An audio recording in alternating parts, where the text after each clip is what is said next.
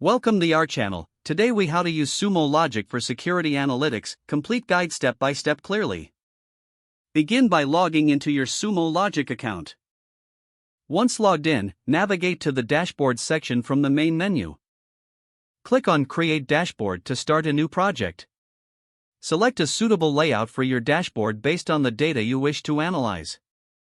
Give your dashboard a relevant name to reflect its purpose in security analytics.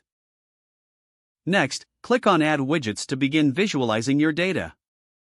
Choose the desired widget type, such as line graph or pie chart, depending on the data visualization you need.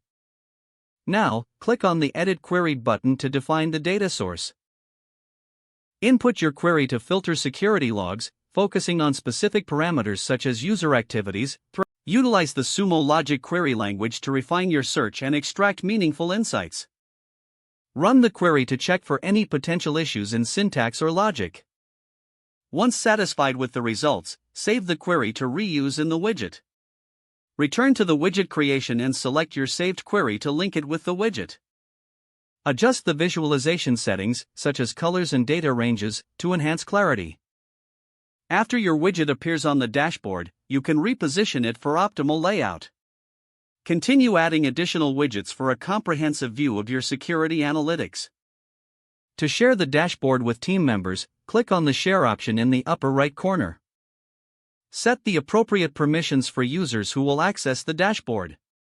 Regularly review and update your dashboard to reflect any new security metrics or changes in your environment. Utilize alerts and notification settings within Sumo logic for proactive security management. Finally, make sure to regularly analyze the data from your dashboard to stay ahead of potential security threats. If the page does not load, refresh the browser or try again in a private or incognito window. Make sure you are using the correct email address, then retype it carefully to avoid small typos. If your password is not accepted, use the reset option and create a new strong password you can remember. Check your spam folder for verification or security emails, then complete any requested confirmation steps. Enable two-factor authentication if available to improve account security and reduce unauthorized access risk. After signing in, review your profile details so your contact information and settings are accurate and current. If you see an error message, note it down and try again after restarting your device and internet connection. Don't forget to like this video and subscribe to our channel for more step-by-step tech guides.